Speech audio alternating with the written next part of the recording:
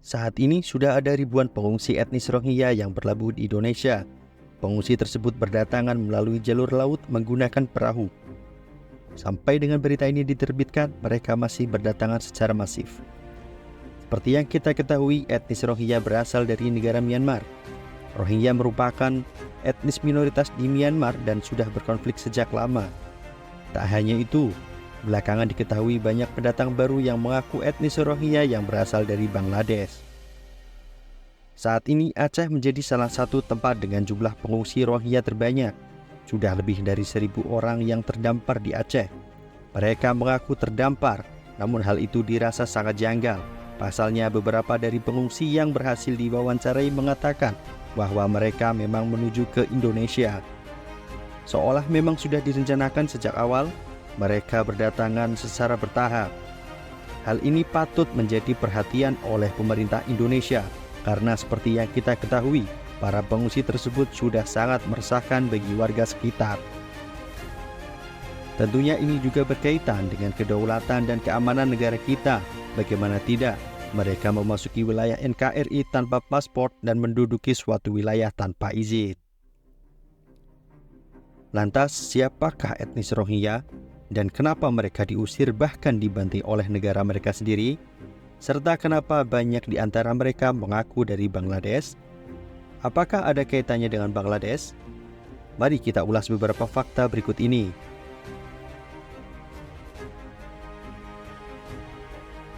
Kita mulai dengan sejarah di awal abad ke-20, di mana Myanmar masih menjadi bagian dari Kekaisaran Inggris.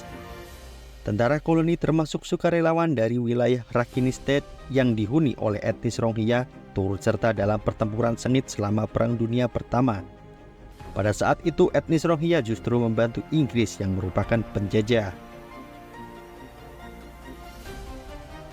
Selama Perang Dunia Kedua, beberapa etnis Rohingya di wilayah Arakan Rakhine State di Burma mendukung Inggris. Beberapa warga Rohingya memberikan bantuan logistik dan intelijen kepada pasukan Inggris. Dengan kata lain, etnis Rohingya justru membantu penjajah. Perang Dunia II juga menyaksikan perpecahan antara kelompok etnis di Burma, termasuk di wilayah Arakan.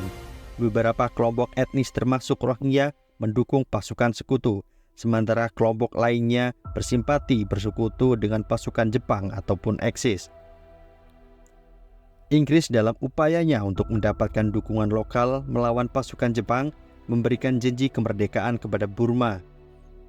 Namun setelah perang berakhir, ketegangan muncul antara kelompok etnis yang mendukung Inggris dan pemerintahan Inggris sendiri, yang mengarah pada pertikaian terkait kemerdekaan.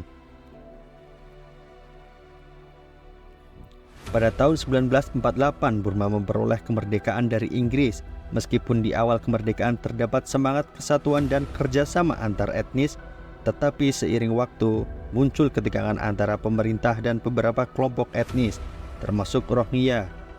Pasca perang nasionalisme berkembang di Burma, memicu gerakan kemerdekaan dari kekuasaan kolonial Inggris. Pada tahun 1948, Jepang menduduki Burma. Selama Perang Dunia Kedua menciptakan ketegangan etnis di wilayah tersebut. Selama pendudukan Jepang, etnis Rohingya dan kelompok etnis lainnya terlibat dalam perubahan politik dan konflik lokal. Pasca Perang Dunia Kedua, Burma merdeka pada tahun 1948, membawa perubahan sosial dan politik yang menciptakan ketegangan etnis.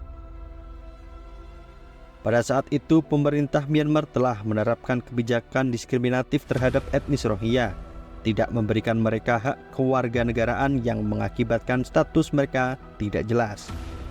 Pada tahun 1982, banyak anggota etnis Rohingya kehilangan hak kewarganegaraan dan diakui sebagai kelompok minoritas yang tidak diinginkan.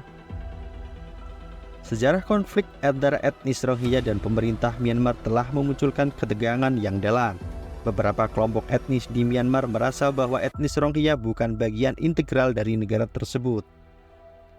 Etnis Rohingya umumnya tinggal di daerah yang miskin dan terpencil menghadapi kondisi sosioekonomi yang sulit. Kondisi ini dapat menciptakan ketidaksetaraan ekonomi dan akses terbatas terhadap pendidikan dan layanan kesehatan. Namun anehnya, dengan kondisi dan keadaan yang seperti itu, justru muncul kelompok bersenjata Rohingya yang bernama Arakan Rohingya Salvation Army atau ARSA. ARSA mulai muncul pada tahun 2016. Kelompok ini menyatakan dirinya sebagai kelompok perlawanan untuk melindungi hak-hak etnis Rohingya di Rakhine State. Awalnya, kelompok ini muncul sebagai tanggapan terhadap serangan terkoordinasi oleh pasukan keamanan Myanmar terhadap etnis Rohingya pada bulan Oktober 2016. Adanya kelompok bersenjata Rohingya tersebut telah menyulitkan situasi dan menciptakan dinamika konflik bersenjata di daerah tersebut. Konfrontasi antara kelompok bersenjata dan pasukan keamanan Myanmar telah menyebabkan eskalasi kekerasan di wilayah tersebut. Pada tahun 2017, mereka melancarkan serangan terkoordinasi terhadap pos-pos keamanan Myanmar, dan hal itu memicu respon keras dari militer Myanmar. Pasukan keamanan Myanmar melakukan serangan balasan, dan dalam operasi pembersihan yang disebut sebagai respon terhadap serangan ARSA tersebut, dilaporkan melakukan kekerasan yang melibatkan pembunuhan massal, pemerkosaan, dan pembakaran desa yang menyebabkan ratusan ribu etnis Rohingya melarikan diri ke Bangladesh. Krisis pengungsi Rohingya menciptakan tekanan besar di Bangladesh, dengan komunitas internasional menuntut solusi diplomatik dan hak kewarganegaraan bagi etnis Rohingya. Meskipun ada upaya-upaya penyelesaian, situasi tetap rumit dan menimbulkan tantangan besar. Hubungan Myanmar dan Bangladesh telah tegang sehubungan dengan krisis ini. Bangladesh menjadi tuan rumah bagi sejumlah besar pengungsi Rohingya yang melarikan diri dari kekerasan di Myanmar. Pengungsi Rohingya ini menciptakan kamp-kamp pengungsi yang besar di daerah Cox's Bazar di Bangladesh. Krisis pengungsi Rohingya memicu reaksi internasional dan menarik perhatian dunia. Banyak negara dan organisasi internasional mengutuk tindakan kekerasan dan penyeruan solusi diplomatik untuk mengatasi krisis. Myanmar dan Bangladesh terlibat dalam perundingan untuk mencari solusi bagi para pengungsi Rohingya. Salah satu kesepakatan yang dicapai adalah perjanjian pengembalian. Tetapi banyak pengamat dan organisasi hak asasi manusia menyatakan keprihatinan terkait keamanan dan keadilan bagi Rohingya yang akan kembali ke Myanmar. Bangladesh dan komunitas internasional menekankan pentingnya menghormati hak asasi manusia dan memberikan hak kewarganegaraan kepada etnis Rohingya di Myanmar.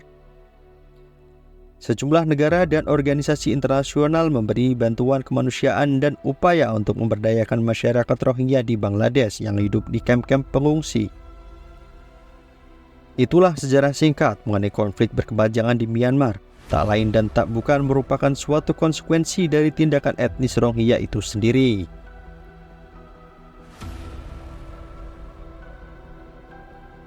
Kita kembali ke topik utama.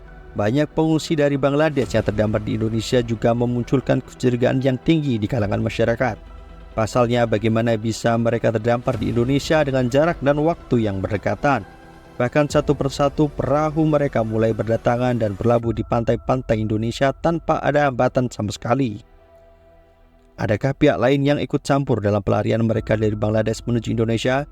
Hal itu patut untuk dipertanyakan, mengingat perahu mereka yang terbilang cukup besar selalu lolos dan tidak pernah terpantau oleh penjaga keamanan baik di Bangladesh maupun di Indonesia. Lantas, siapakah yang bertanggung jawab terhadap pengungsi-pengungsi tersebut? Jawabannya adalah UNHCR atau United Nations High Commissioner for Refugees atau Komisioner Tinggi PBB untuk Pengungsi. UNHCR adalah sebuah lembaga PBB yang didedikasikan untuk melindungi dan membantu pengungsi di seluruh dunia. Berikut adalah beberapa poin penting tentang hubungan antara pengungsi dan UNHCR. Fungsi pertama adalah perlindungan pengungsi. UNHCR bertanggung jawab untuk memberikan perlindungan internasional kepada pengungsi. Ini mencakup memberikan tempat perlindungan, memastikan hak-hak dasar, dan mencegah penolakan atau pengembalian paksa pengungsi ke negara asal mereka. Kedua, bantuan kemanusiaan. UNHCR memberikan bantuan kemanusiaan termasuk makanan, air bersih, tempat tinggal, dan layanan kesehatan kepada pengungsi. Tujuannya adalah untuk memenuhi kebutuhan dasar mereka dan meningkatkan kondisi hidup mereka.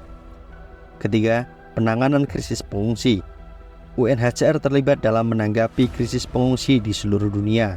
Mereka bekerja sama dengan pemerintah, organisasi non-pemerintah, dan lembaga internasional lainnya untuk merespon keadaan darurat, memberikan bantuan, dan membantu pengungsi mendapatkan perlindungan yang diperlukan.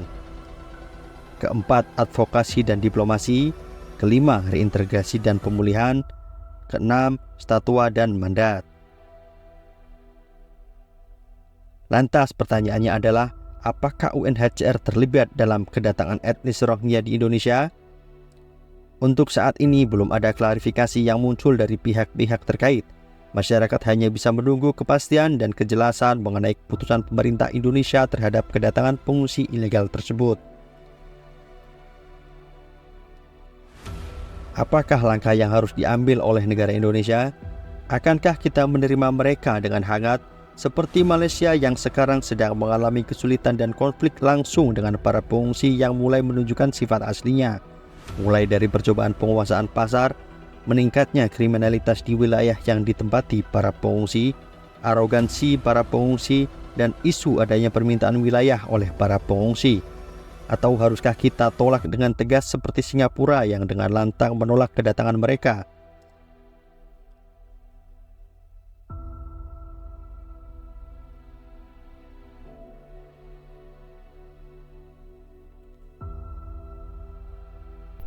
Itulah gambaran singkat dari konflik etnis Rohingya dan sejarahnya yang kompleks hingga konsekuensi yang harus kita hadapi.